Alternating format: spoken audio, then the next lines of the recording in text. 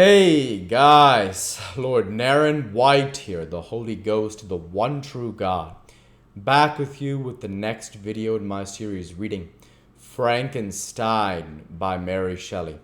Without further ado, returning to Frankenstein as read by Lord Naren White. Their food, as I afterwards found, was coarse, but it was wholesome, and they procured a sufficiency of it. Several new kinds of plants sprung up in the garden, which they dressed, and these signs of comfort increased daily as the season advanced. The old man, leaning on his son, walked each day at noon, when it did not rain, as I found it was called the heavens poured forth its waters. This frequently took place, but a high wind quickly dried the earth, and the season became far more pleasant than it had been. My mode of life in my hovel was uniform. During the morning I attended the motions of the cottagers, and when they were dispersed in various occupations, I slept. The remainder of the day was spent in observing my friends. When they had retired to rest, if there was any moon or the night was starlight, I went into the woods and collected my own food and fuel for the cottage.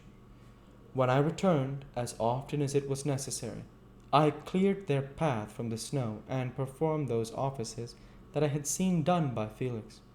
I afterwards found that these labors, performed by an invisible hand, greatly astonished them, and once or twice I heard them, on these occasions, utter the words, "Good Spirit," "Wonderful," but I did not then understand the signification of these terms. My thoughts now became more active, and I longed to discover the motives and feelings of these lovely creatures. I was inquisitive to know why Felix appeared so miserable and Agatha so sad. I thought, foolish wretch, that it might be in my power to restore happiness to these deserving people. When I slept or was absent, the forms of the venerable blind father, the gentle Agatha, and the excellent Felix flitted before me. I looked upon them as superior beings who would be the arbiters of my future destiny. I formed in my imagination 1,000 pictures of presenting myself to them and their reception of me. I imagined they would be disgusted until, by my gentle demeanor and conciliating words, I should first win their favor and afterwards their love. These thoughts exhilarated me and led me to apply with fresh ardor to the acquiring the art of language. My organs were indeed harsh, but supple, and although my voice was unlike the soft music of their tones, yet I pronounced such words as I understood with tolerable ease. It was as and the lap dog, it was the ass and the lap dog. Yet surely the gentle ass, whose intentions were affectionate, although his manners were rude, deserved better treatment than blows and execration. The pleasant showers and genial warmth of spring greatly altered the aspect of the earth. Men who before this change seemed to have been hid in caves dispersed themselves and were employed in various acts of cultivation. The birds sang in more cheerful notes, and the leaves began to bud forth on the trees. Happy, happy earth! Fit habitation for gods which, so short a time before, was bleak, damp, and unwholesome. My spirits were elevated by the enchanting appearance of nature. The past was blotted from my memory, and the present was tranquil, the future gilded by bright rays of hope and anticipations of joy. Chapter 13. I now hasten to the more moving part of my story. I shall relate events that impress me with feelings which, from what I have been made me what I am. Spring advanced rapidly. The weather became fine and the skies cloudless. It surprised me that what before was desert and gloomy should now bloom with the most beautiful flowers and verdure. My senses were gratified and refreshed by 1,000 scents of delight and 1,000 sights of beauty. It was on one of these days, when my cottagers periodically rested from labor, the old man played on his guitar, and the children listened to him, that I observed the countenance of Felix was melancholy, beyond expression. He sighed frequently, and once his father paused in his music, and I conjectured by his manner that he inquired the cause of his son's sorrow. Felix replied in a cheerful accent, and the old man was recommencing his music when someone tapped at the door. It was a lady on horseback, accompanied by a countryman as a guide. The lady was dressed in a dark suit and covered with a thick black veil. Agatha asked a question, to which the stranger only replied by pronouncing, in a sweet accent, the name of Felix. Her voice was musical, but unlike that of either of my friends. On hearing this word, Felix came up hastily to the lady, who, when she saw him, threw up her veil, and I beheld a countenance of angelic beauty and expression. Her hair of a shining raven black, and curiously braided, her eyes were dark but gentle, although animated, her features of a regular proportion, and her complexion wondrously fair, each cheek tingled with a lovely pink. Felix seemed ravished with delight when he saw her. Every trait of sorrow vanished from his face, and it instantly expressed a degree of ecstatic joy, of which I could hardly have believed it capable. His eyes sparkled as his cheek flushed with pleasure, and at that moment I thought him as beautiful as the stranger.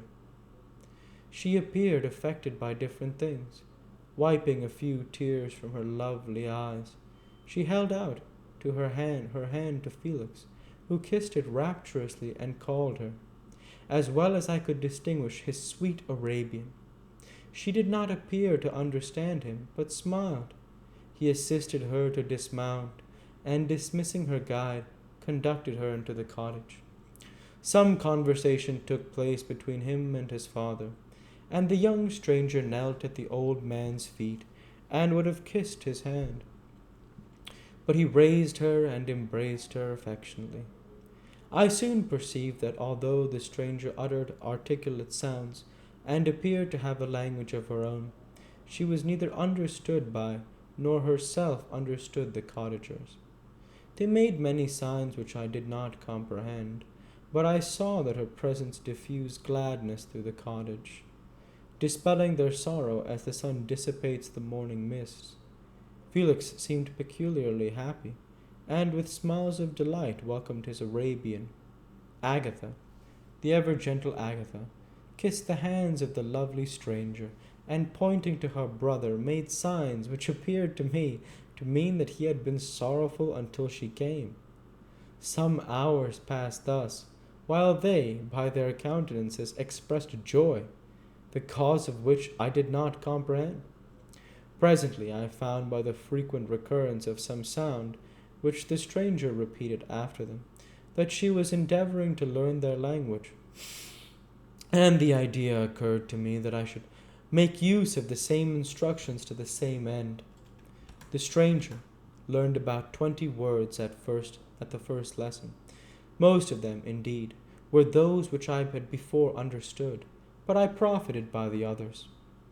As night came on, Agatha and the Arabian retired early.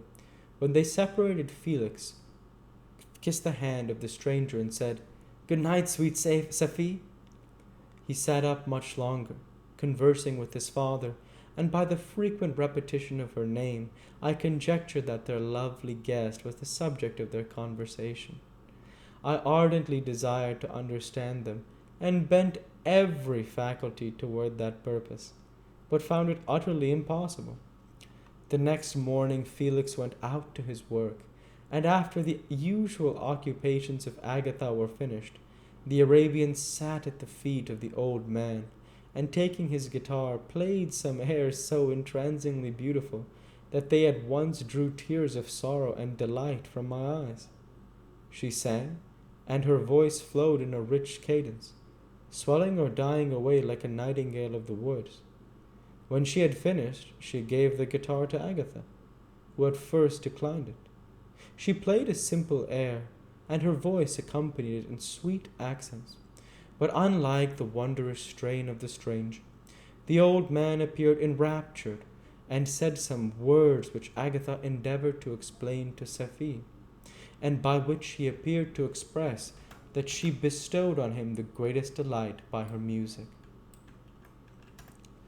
We'll go ahead and stop there for this week. As usual, I want to say thank you for watching, and I hope you enjoyed. Please like, comment, and subscribe, as it greatly helps the channel. Light be with you all. Take care, and thanks again.